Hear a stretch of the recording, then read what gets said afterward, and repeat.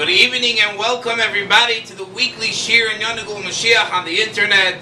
Thanks to you and your participation, the Shir has grown to be the largest Shir in Yonagul Mashiach given over in the English language in the entire world.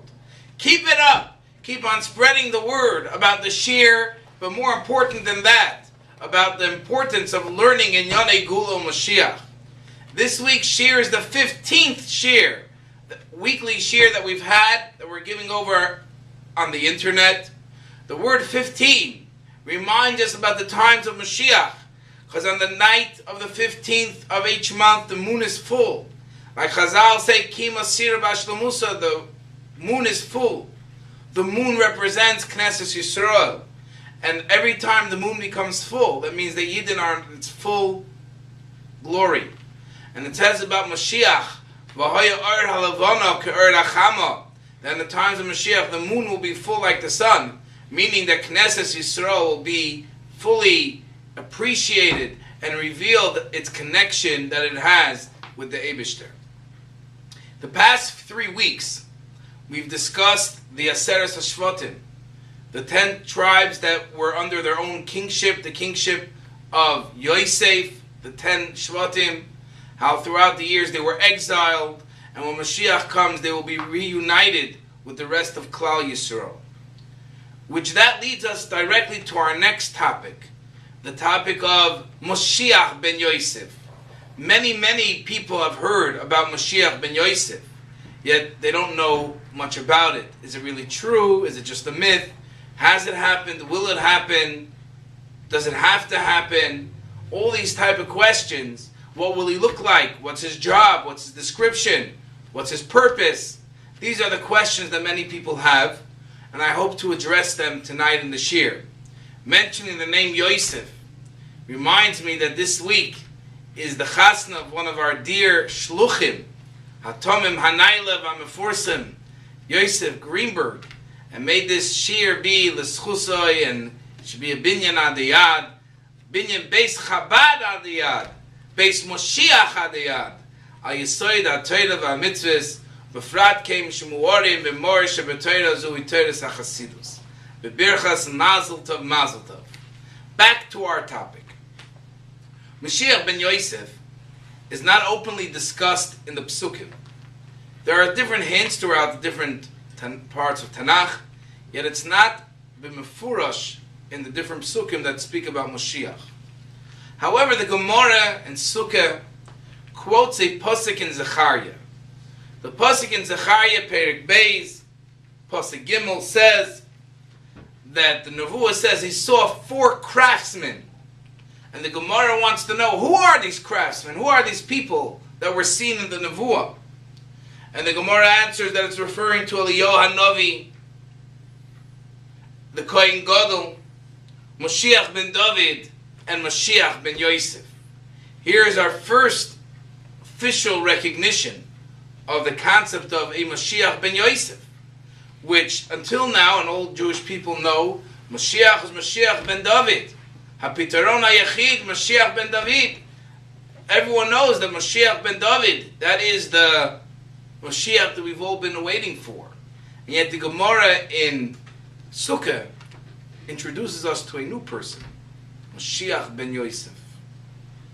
Which if you look in the Mefarshim and the Psukim, you actually have Mefarshim that say that it's merumez in the words of Rachel Imenu.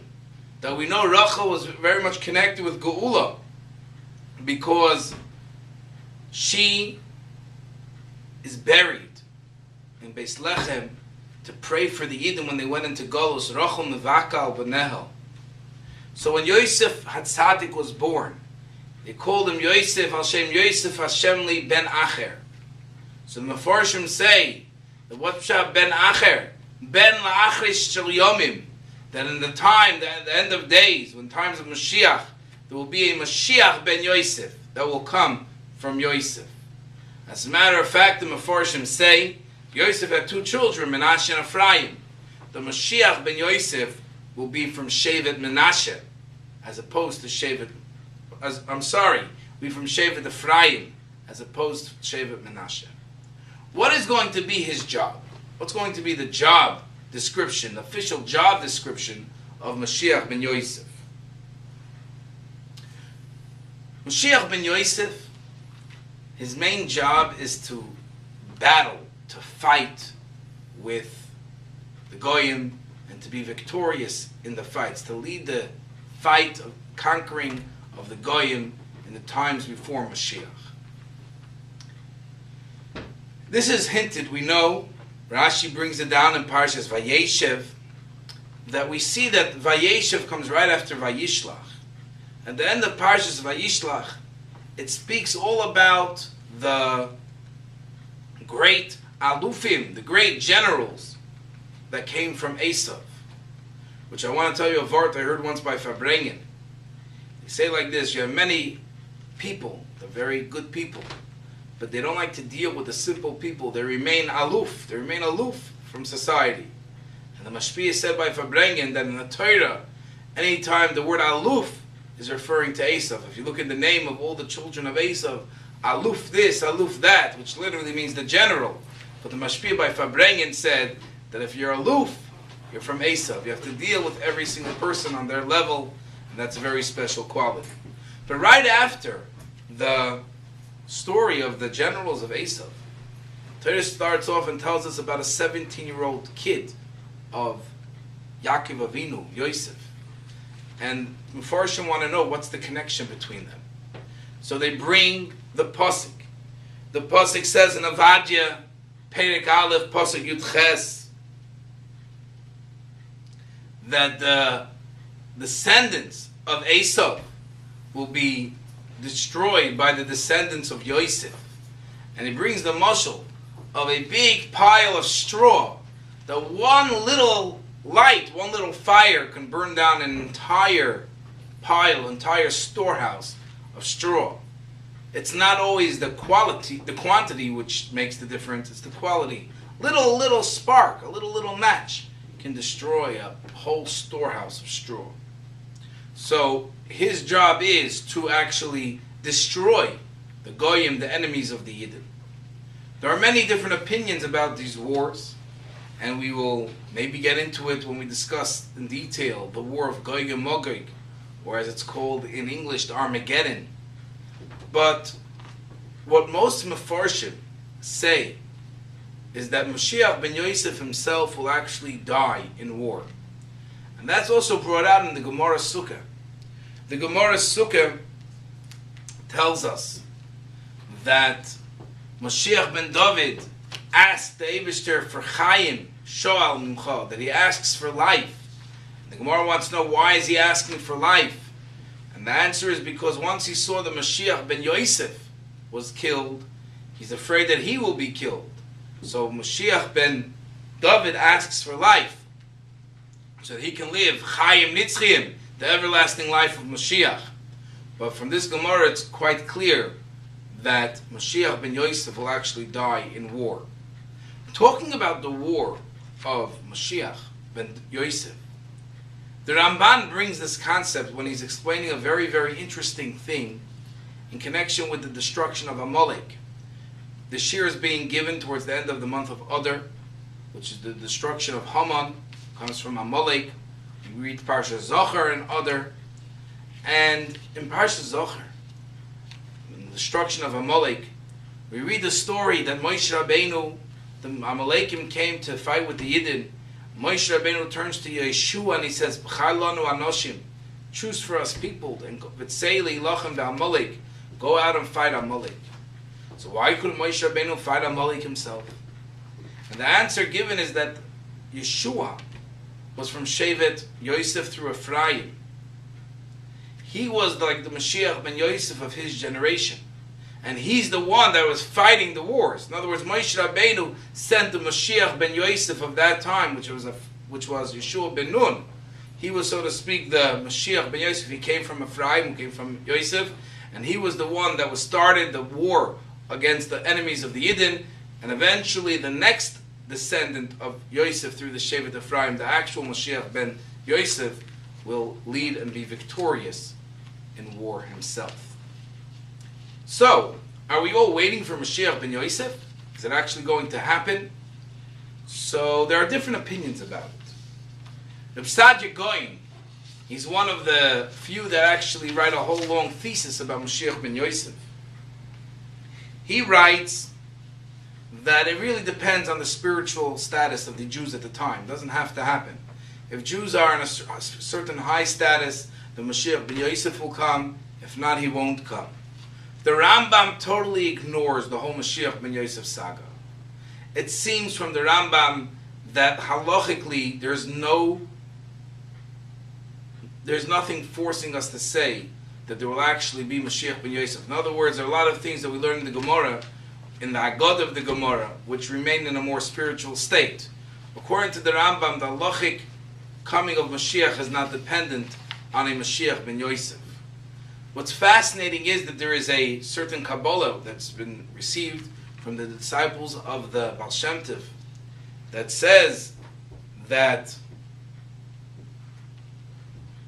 the length of Galus, what we went through, that itself is like the Mashiach Ben Yosef. We don't need to have a Mashiach Ben Yosef. The suffering of Yidden in the time of Galus, in this lengthy Galus, has made up for any suffering the Mashiach Ben Yosef himself would have to go through. This pasuk that tells us about Yosef destroying the Esav, the Rebbe spoke at length in the Sichos of Vayishlach Vayeshev Tavshin Beis.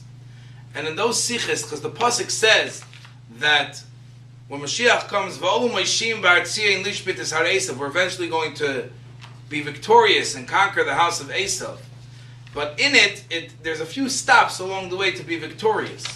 One of the places that it's mentioned is Tsarfas, which is France.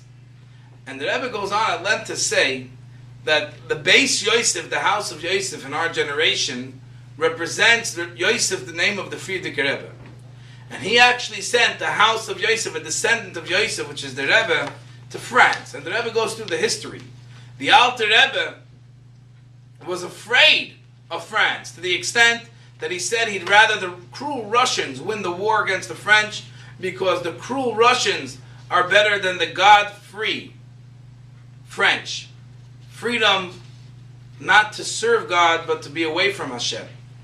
And yet, in our generation, says the Rebbe, we see that France is a center for Yiddishkeit. And this year is also, obviously, Lilei Nishmas, the K'doshim, that were killed this week in France. Yehei Zichram Baruch. Hashem Yimkoim Domo. But the Rebbe says that in general, France has been set up as a center for Yiddishkeit, center for spreading light of Kedusha. How did that happen? Throughout all the generations that Rabbi worked. But especially the Rebbe spent time in France on a shlichus of the Frierdiker Rebbe to elevate France. Like the Rebbe told the shluchim before they went to France that we plowed and we sowed and we toiled, and now it's time for you to get the fruits of our labor. This is what the Rebbetzin, told the shluchim before they went to France. This is a very, very important shlichus. And the Rebbe says that the word Tsarfas, which is the name of the Hebrew word name of France, is the same letters as the word Paratz, the breaking boundaries, about Moshiach, also same Gematria 770, base Moshiach, because Tsarfas is the sign of the arrival of Mashiach, which we find a fascinating thing. The Rebbe said, if you want to see a miracle in our time, that the Rebbe, well, the moment he introduced to sing the Haderes V'Amuna to the French national anthem, the French suddenly changed their tune.